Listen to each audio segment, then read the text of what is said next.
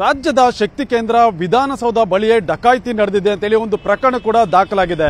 ಏನು ಕಳೆದ 2 ದಿನಗಳ ಹಿಂದೆ ಈ ಒಂದು ಫುಟ್ಪಾತ್ ಏನಿದೆ ಇಲ್ಲಿ ಒಂದು ಯುವಕರ ಗುಂಪು ಇಲ್ಲಿ ಒಂದು ಆಟ ಆಡ್ತಾ ಇರ್ತಾರೆ.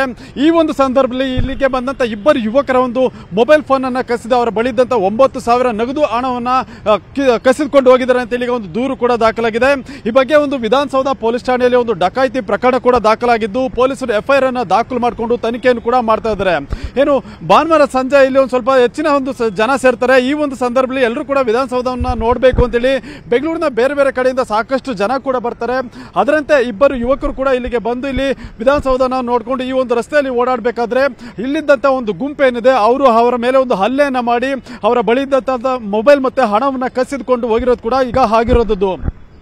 ಏನು ಅಣ್ಣ ತಮ್ಮ ಇಬ್ರು ಕೂಡ ಇಲ್ಲಿಗೆ ಒಟ್ಟಿಗೆ ಬಂದು ವಿಧಾನಸೌಧ ನೋಡುವಂತ ಸಂದರ್ಭದಲ್ಲಿ ಈ ಒಂದು ಕೃತ್ಯ ಆಗಿದೆ. ಸದ್ಯ ಈಗ ವಿಧಾನಸೌಧ ಪೊಲೀಸ್ ಠಾಣೆಯಲ್ಲಿ ಎಫ್ಐಆರ್ ಕೂಡ ದಾಖಲಾಗಿದ್ದು ಪೊಲೀಸರು ಏನು ಈ ಒಂದು ಡಕಾಯಿತಿ ಮಾಡಿದಂತಹ ಒಂದು ಗ್ಯಾಂಗ್ ಏನಿದೆ ಅದನ್ನ ಪತ್ತೆ ಮಾಡುವಂತ ಕೆಲಸವನ್ನು ಕೂಡ ಸದ್ಯ ಈಗ ಮಾಡ್ತಾ ಇದ್ದಾರೆ. ಏನು ಶಕ್ತಿ ಸೌಧದ ಮುಂದೆ ಈ ರೀತಿ ಆಗಿರೋದ್ರಿಂದ ಪೊಲೀಸರು ಕೂಡ ಇದರ ಬಗ್ಗೆ ಪ್ರಕರಣವನ್ನು ಗಂಭೀರವಾಗಿ ಪರಿಗಣಿಸಿ ತನಿಖೆಯನ್ನು ಕೂಡ ಮಾಡ್ತಾ ಇರೋದು. ಕ್ಯಾಮರಾ ಪರ್ಸನ್ ವೆಂಕಟೇಶ್ವರ ಜೊತೆ ಮುನಿರಾಜು, ನ್ಯೂಸ್ 18 ಬೆಂಗಳೂರು.